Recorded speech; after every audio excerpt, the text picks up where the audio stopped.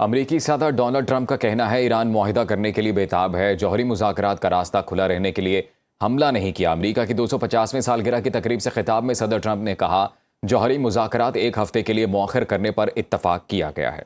वक्फे के दौरान दोनों ममालिक एक दूसरे पर हमला नहीं करेंगे। उन्होंने कहा कि अमेरिका के बानियों ने ऐसा आइन दिया जो हमें मुत्तहिद रखता है।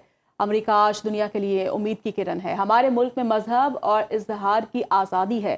अमरीकी अवाम किसी को अपनी आज़ादी छीनने नहीं देंगे। Together for one of the most joyous and glorious milestones of all time, and you know what that is, 250th anniversary. And I do have to say this, for 2.5 centuries, our American republic has stood as the crowning achievement of human history. This country is the home of freedom. This is the land of liberty.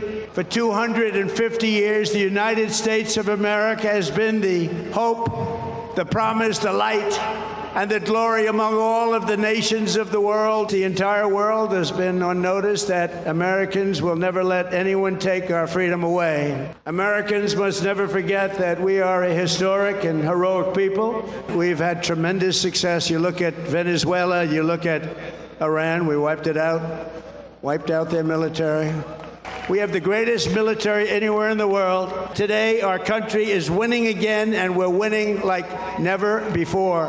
This country has been the greatest force for peace and justice on earth. America will never be a communist country. Iran के रहबर आला Ayatollah Saeed Ali खामनाई शहीद कौन थे और कब Iran के supreme leader मुंतखब हुए, बता रहे हैं यूसुफ मिन्हास। सैयद अली खामनेई 1939 को मशहद में पैदा हुए। इब्तिदाई दीनी तालीम मशहद में ही हासिल की। से तफसीर, फलसफा और इस्लामी उलूम में महारत हासिल की।